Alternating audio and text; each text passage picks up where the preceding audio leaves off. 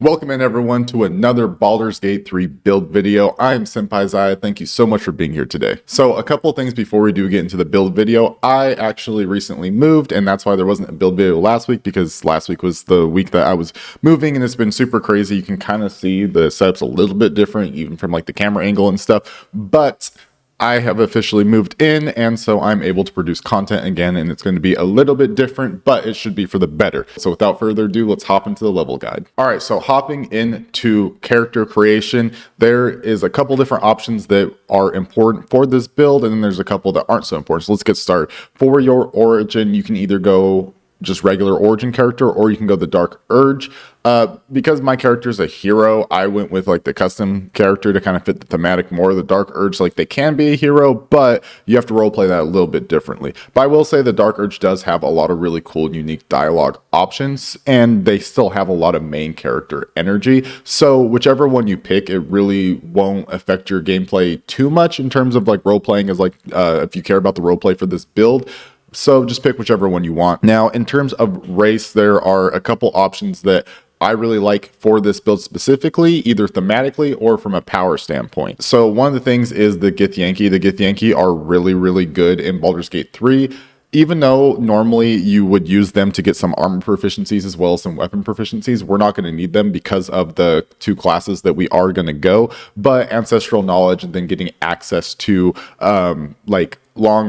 it's enhanced sleep and then misty step for free as like a class feature is pretty nice. So that's always an option. Githyanki are always just like pretty good, and then ancestral knowledge helps you, especially because we are a bard, so it just helps us with skill checks even more. So that's really nice. And then half elf, the various different portions of half elf are also really nice for this build. And then lastly, I'm going to shout out the drow, and the main reason why I like the drow is because of the fact that we do get a couple concentration spells from our race at level, I believe 3, we get Fairy Fire, and then level 5, we get Darkness. And that's really nice because in this build, one of the things that I did utilize casting Darkness on myself, and then getting the ring from Act 2 that allows you to see, and well, basically allows you not to be blinded, so that way you can see in darkness. So basically what I would do is I would cast Darkness like on myself, and I was surrounded by a group of enemies, and then I could just go in with advantage and Divine Smite crit literally everything. So that's something really powerful too. There is other ways to get darkness in the game, so it's not completely necessary that you take drow.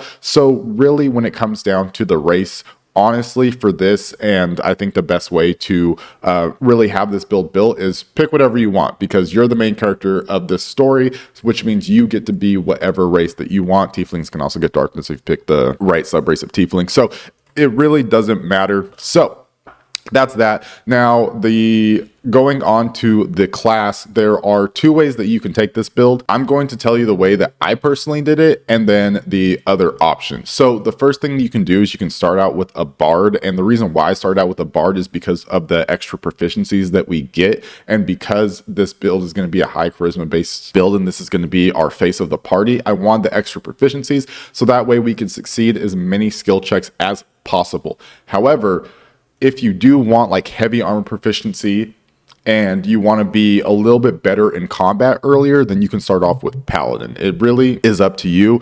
But also for me personally, I like taking this build straight 6 levels of Bard and then getting 2 levels of Paladin, because we only do a 2-level dip for Divine Smite, and then finishing out with Bard. But if you want to, another way that you can do this, and I have done both, and I have tested both, and they both have their upsides and downsides, is you can start off with 2 levels of Paladin and then just take all of your Bard levels. And that works well as well because Divine Smite kind of makes up for delaying like your extra attack that you would get at level 6 with a Bard instead of level 5, which kind of hurts a little bit because then it's a whole level later.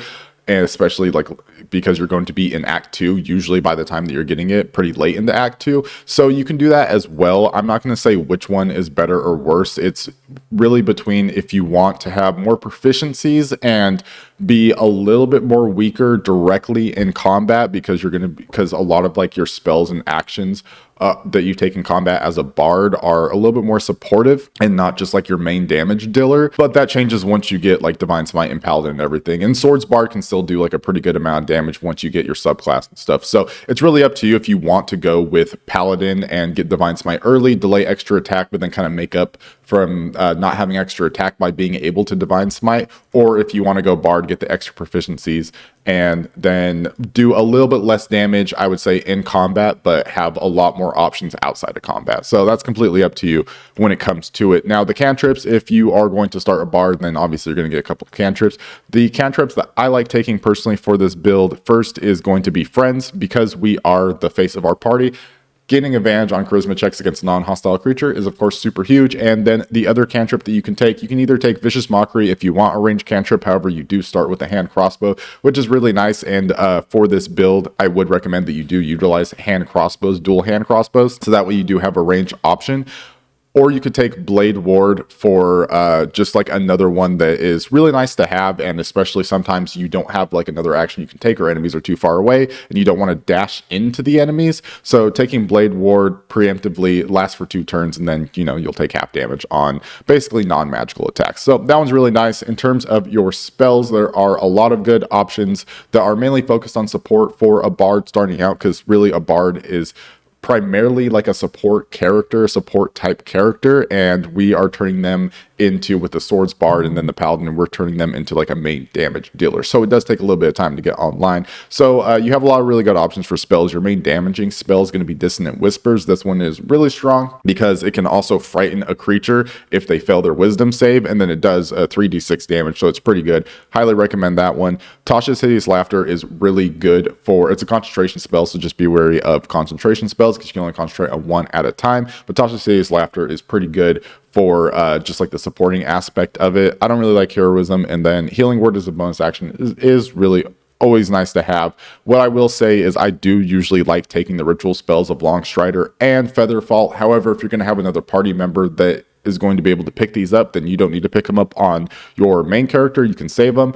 And then another one I'm going to shout out is Charm Person, because again, this does help with basically our charisma based ability check, so that is nice as well. Really, this is up to you when it comes to the spells that you want to take, and if you do want to focus more on dealing damage or more on support in the early levels. Later on, our spells aren't going to matter as much because eventually we're going to get Divine Smite, and that's where basically all of our spell slots are going to be used for. So just keep that in mind, and if you want to respec and try different spells later, you absolutely can. And starting instrument, completely up to you. This is 100% personal preference. All it's going to change is going to be the casting animations and then the sound that it makes. Now, in terms of your background, there are a lot of good options because of the fact that bards do get the passive Jack of all trades, and what that does is that adds your proficiency bonus basically to every skill check that you do. So that is really nice, and it allows you not to just like have to take charisma based only ones, because you can be still pretty decent at doing other stuff, right? So really the background is up to you. If I had to pick one, I would probably pick like Guild Artisan for the Insight Persuasion proficiencies.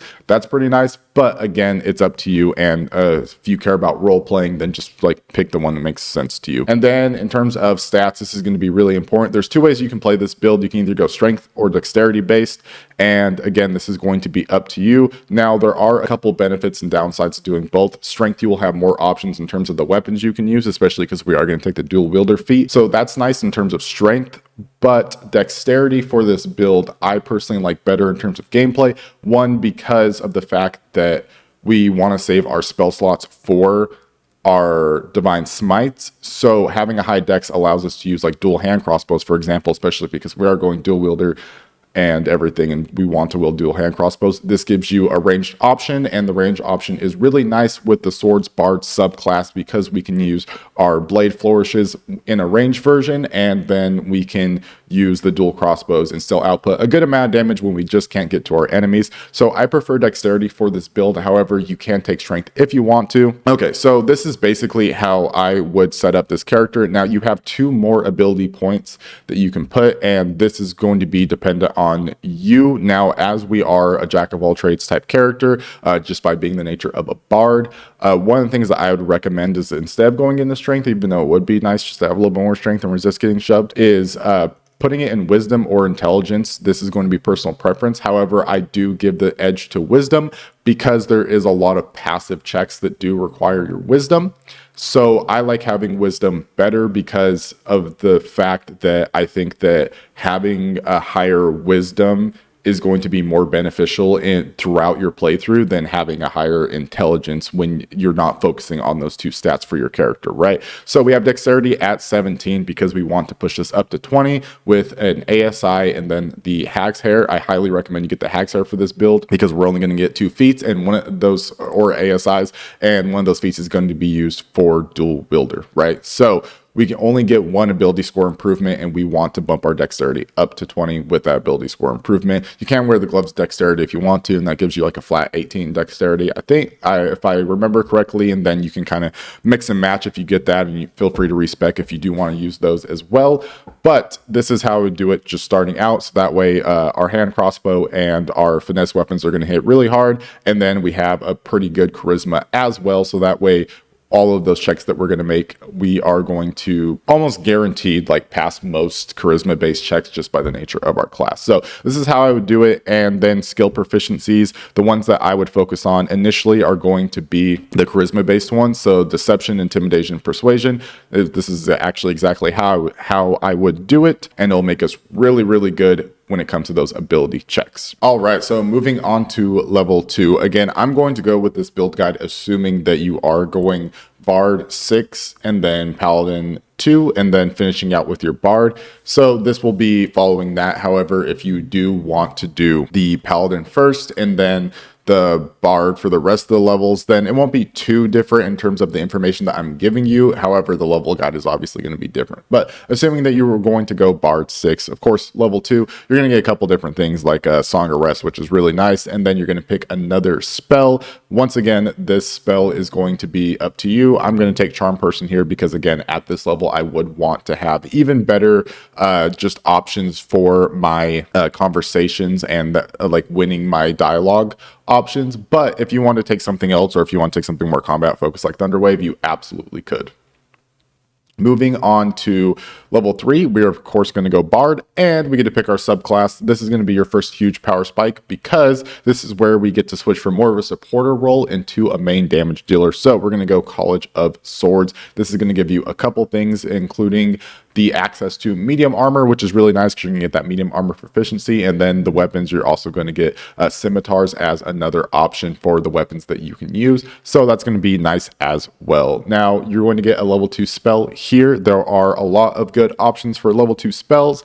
The ones that I'm going to shout out and the ones that I think are the best for this build are going to be Hold Person, Invisibility, Detect Thoughts, and Heat Metal. A lot of these are concentration, so just be aware of that. But all of these do have their specific advantages. So pick the one that you see fit. Depending on where you are, Hold Person could be the best one for you because of the fact that you can just hold a humanoid still, and then you can get critical hits on them using your blade flourishes and everything, and just output insane amount of damage and absolutely destroy that target. But invisibility is really good, just useful utility spell. Heat Metal is also a good utility and damaging spell, and then Detect Thoughts if you want more dialogue options. So pick the one that you best see fit for your personal play. And of course, you can also replace a spell and take another level 2 spell here if you wanted to as well. Now, of course, for our fighting style, we are going to go 2 weapon fighting because of the fact that that is what this build is. So naturally, you have to take 2 weapon fighting. So that way we can add our dex modifier to both our main and offhand attacks. Moving on to level 4, we are still sticking with Bard. You're going to get another cantrip here. Take whichever one you do not have already that you want. The cantrips aren't too important for this build, so I'm just going to pick a random one like Minor Illusion. And then, of course, you're going to get another level 2 spell slot here to use. Now, because of the fact that most of these are going to be concentration, I would say just be aware of that. I'll shout out Knock if you don't have a rogue in your party, even though you do have a pretty good dex and a jack of all trades character here. Sometimes there's going to be really hard locks that are going to have like a DC of like 20 plus, and Knock is really nice just to have, just to be like, I'm not even going to try, I'm not even going to attempt, or maybe I'm out of block picks, boom, just open it just like that. So I like that one, but if you want to take like another combat spell, you can take like Shatter or something as well. Now for your feet, naturally, we are going to take Dual Wielder, and what this is going to allow us to do is, for one, it's going to give us a +1 to our armor class when we're dual wielding weapons, so that's going to be nice. It's going to be even harder to hit, especially because for our blade flourishes, which I forgot to mention, so I will mention here. All of these have a ranged variant as well, which is why the dual wield crossbows is really nice. But you are going to have defensive flourish, which is going to do, you're going to roll your Bardic inspiration die for all these and then add that damage to the roll for whichever attack that you choose to do. So that's also nice because it's going to give you more damage. But defensive flourish is going to give you a +4 to your AC, which is going to be super huge and help us survive in melee combat especially. The other one is slashing flourish. This one's going to be really special because of the fact that you basically just swing your sword in like an arc and then you hit all the enemies in front of you with your weapon. This is super huge once you get Divine Smite because of the fact that if you do it correctly and you do go into your reactions tab, like I've said many times before in my build guides, and turn on all of the Divine Smites and then turn on Ask for all of them, every single enemy you hit in that cone, you can Divine Smite. You can choose to Divine Smite every single one of those enemies. So when you pull that off, you can absolutely explode a group of enemies and it looks super, super cool. So make sure to do that as well. And then the last one is going to be mobile flourish. This one's a little bit hard to make work because of the fact that you knock an enemy back and then you can teleport to them, but you have to be in a pretty close proximity to be able to teleport to them. So for example, you can't like shoot them with an offhand attack with your crossbow and then teleport to them. You'd have to have a lot of movement to be able to do that. So that one is really hard to make work correctly, but it still has its uses. So just remember those for the blade flourishes. They're all really good. And then of course we're going to go dual wielder, so that way we can use multiple different weapons and we'll have a lot of different options. And of course we'll be able to Divine Smite on every single one of our melee attacks, including that bonus action attack. All right, level 5. This is super huge for us because of the fact that our Bardic inspiration die is going to go to a 1d8. But on top of that, we also get to recharge all of our Bardic inspiration dies after a long or a short rest. So now it's a short rest, which is super huge because this allows us to keep going and keep outputting our damage since we're almost always using our Bardic inspiration for combat. This is going to allow us to do it for longer before needing to take that long rest. Now, on top of that, we are also going to get access to level 3 spells. There's a couple different really good options in level 3 spells. The only problem is almost all of them are concentration. So keep that in mind because, like I said before, it's very important to manage what spells you want to concentrate on since you can only concentrate on one spell at a time. Now for a non-concentration spell and for an AoE option, I like to take Glimpse of Warding. Glimpse of Warding is really good because of the fact that it's just a AoE nuke option that we get, and it also has some utility as well, such as putting a group of enemies to sleep or even just knocking them away. So if you're fighting on a cliff or something, you can just blow them all off the cliff. And then the other one I'm going to shout out that I also think is really good is Hypnotic Pattern. Now what this, why did I say pattern? Hypnotic Pattern, and this one is really good too because of the fact that you can just incapacitate a group of enemies essentially for 2 turns, and then you can focus fire on the enemy you want, because if you do hit those other enemies, it's going to break the Hypnotic Pattern on them. So you can do it to a group of enemies and then pick the one enemy that's like the most threatening and take them out of the fight, while the other enemies basically won't be able to do anything. So those are the 2 that I'm going to shout out, but for this level specifically, I would take Warding to have an AoE option, especially when you get surrounded. Moving on to level 6, this is going to be our last level in Bard, and this is going to be a huge level for us because of the fact that we finally get our extra attack, which is super nice because now we can make a total of 3 attacks per turn, which means 3 blade flourishes per turn because of the fact that we are dual wielding. So we'll have our normal attack, our extra attack, and our bonus action attack as well. And then Counter Charm is pretty nice, but it's not like the most insane feature ever. Now, in terms of spells, again, you're going to get another level 3 spell. So you can take whichever one you want here. Again, shout out to Hypnotic Pattern. Bestow Curse also does have juices, even though it is a concentration.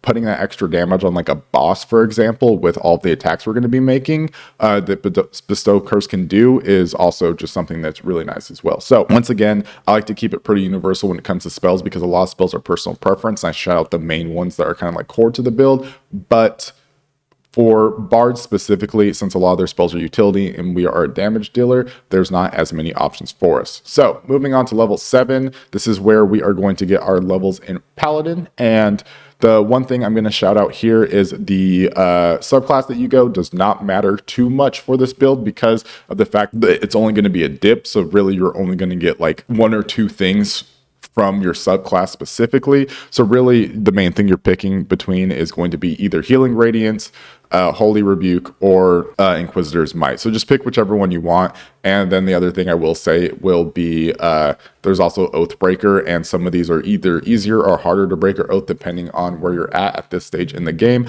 I'm going to go Oath of Vengeance just because I do like the Inquisitor's Might, and it is pretty hard to break your Oath of Vengeance as long as you basically just kill people that deserve it. So I like Oath of Vengeance, but again, this really doesn't matter too much at all, and you can go whatever you want and it won't really affect this build too much. All right, so moving on to level 8, this is going to be basically your biggest power spike level because of the fact that we now have access to Divine Smite. And on top of that, we're going to get another fighting style. I would just take defense. It's going to give you another +1 bonus to your armor class while wearing armor. So that's just going to be nice. It's going to be even harder to kill us.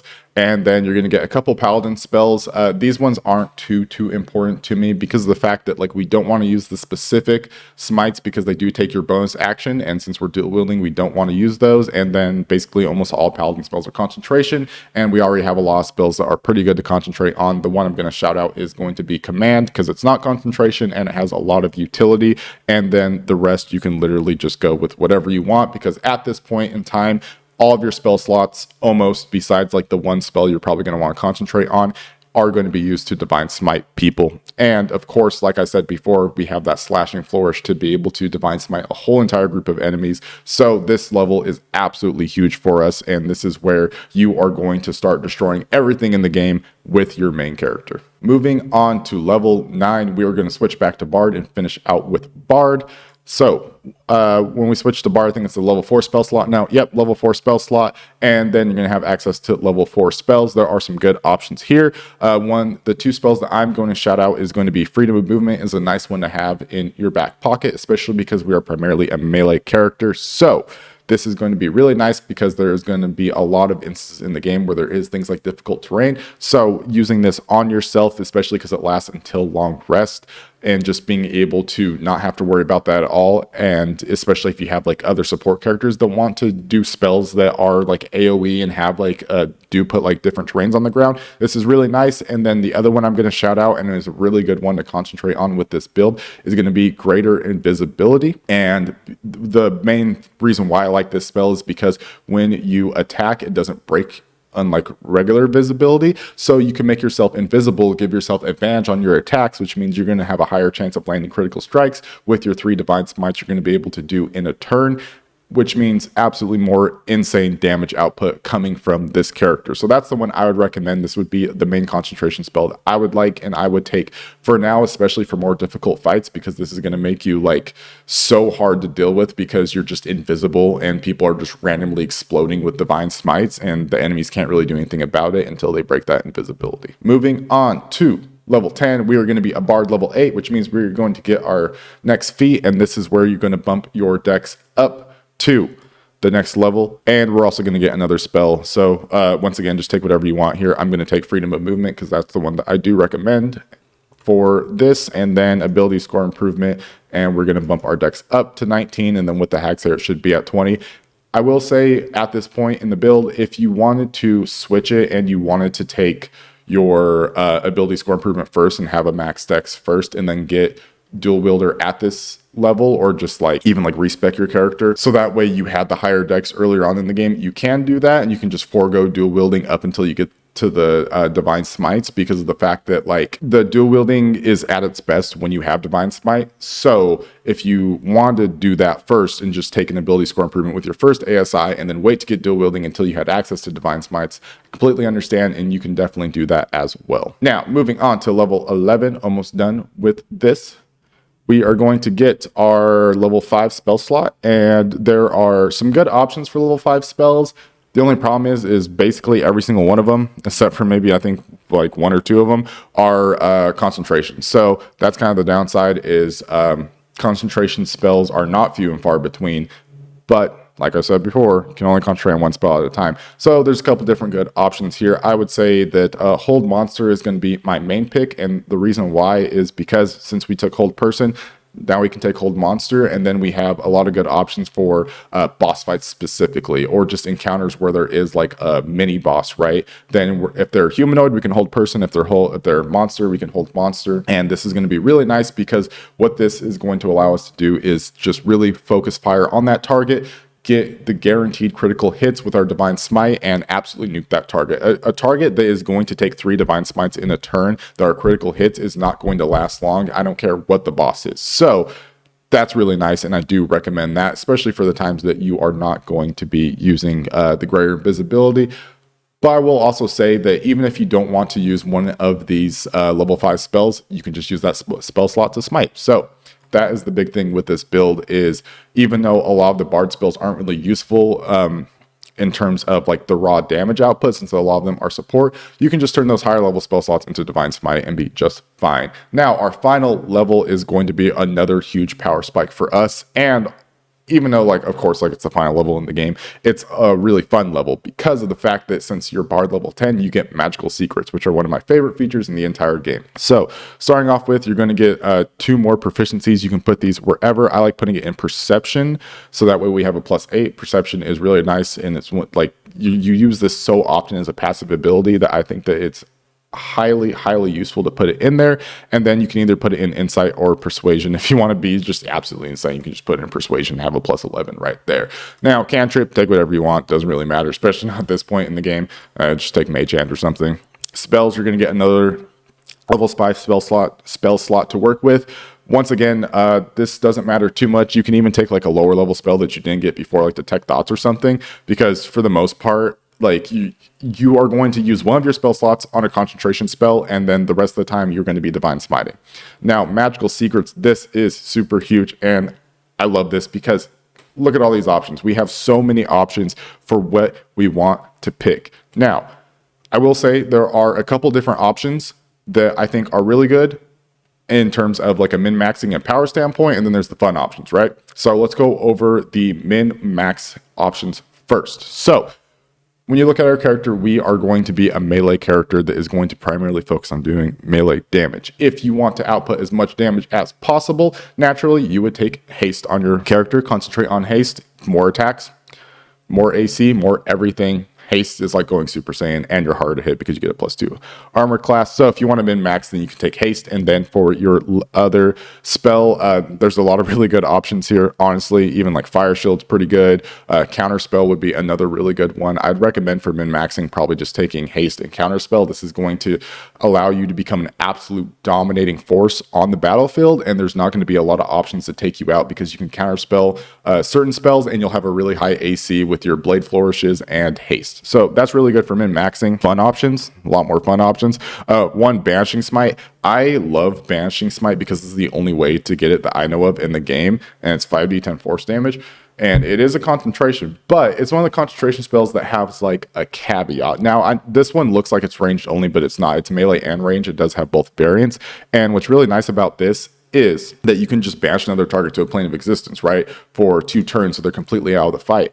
But even if you don't, you can just hit them with like a metric ton of damage, and you don't even have to like maintain concentration on this spell because maybe you just want to bring that target back, right? So you don't even have to concentrate on the spell if you don't want to. You can literally start off by banishing smiting someone, and if you don't want them banished, or if their health pool is higher, then will be banished anyway, and you can just come and concentrate on another spell anyway, and they'll be brought back, but they'll still take all that damage. So that one's really fun, and because it's like one of the only ways to get it, I really do like it here. And then if you want to have like another really good spell that you can just concentrate on as well, one of my favorite spells in the game, Spirit Gardens. Spirit Gardens is also just really good because of the fact that it's just passive AoE damage around you. I would like to also shout out Darkness. There's a lot of ways to get Darkness, or like certain equipment that can give you Darkness. So it's not like the biggest thing, but I will shout out Darkness because of the combo that with the ring that I was talking about. I like being able to cast Darkness with this character, or have another ally cast Darkness, and then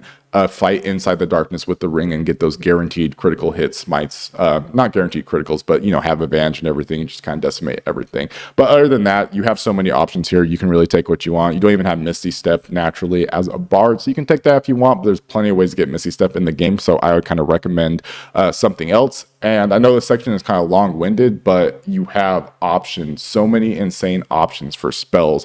I really like Spiritual Weapon too, so that's like another really good one, is you can like first round of combat, you can set up like your concentration spell that you want to concentrate on, like Greater Invisibility or something, bonus action Spiritual Weapon, and then the next round of combat and every round afterwards, like you're going to be awesome, and it's going to have like super main character energy because you have like this like glowing spiritual sword attacking them, and then you're out there just like divine smiting, just swinging your blades around in like a blade flurry and stuff. So really cool, a lot of options here.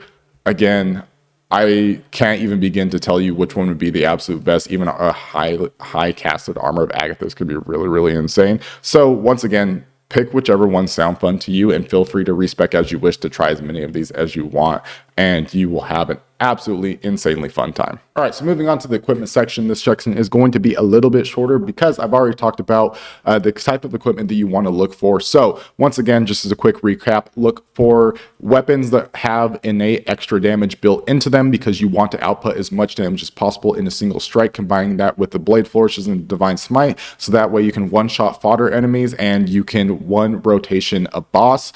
And then shout out, if you want to use the darkness combo like I talked about, then make sure to get that ring from Act 2. There's also a couple different things that you can, other equipments that can give you like a similar effect, but easiest one is the ring in Act 2, and then that will allow you to have like a warlock in your party, for example, cast darkness, and then you can just trivialize an encounter by being this absolute menacing force in the darkness and being almost impossible to hit. And on top of that, and speaking of being impossible to hit, if you are going to abuse that combo, or even if you are not going to abuse that combo, I would recommend picking up at least one piece of equipment that prevents you from being critically striked, because critical strikes don't matter in this game when it comes to your AC, right? So it doesn't matter how high someone's AC is, if you get a critical, you are guaranteed to hit them. I'm pretty sure, like 99% sure, that that's how it works in this game, including allies and enemies. So if you have that, and you, like, for example, because of the fact that we're going to have such a high AC from like our blade flourishes, or having disadvantage on us by either being invisible or being in that darkness, the only way you're really going to be able to get hit is with critical strikes. So if you have that, it's going to make you almost impossible to kill. So I would shout those as well. But other than that, that is the main thing for the equipment section. So thank you guys so much for watching this video. I really do hope you enjoyed this video. I know it's a little bit different format than I've done before. Always like to try different things and kind of just like switch it up and see what works best for me and what works best for the audience as well. Let me know down in the comment section down below if you do enjoy this type of video format, and if you want a written build guide that you can follow through in like a PDF format essentially for this build, as well as any Baldur's Gate 3 build that I have done, then you can go ahead and join either a YouTube channel membership or the Patreon, and then you'll get access to that full library of the current builds I have and then future builds as well. But that is all the time I have for you today. Make sure to leave a like on the video if you enjoyed, and hit the subscribe button so you can stay up to date with all my Baldur's Gate 3 build videos, and I will see you in the next one.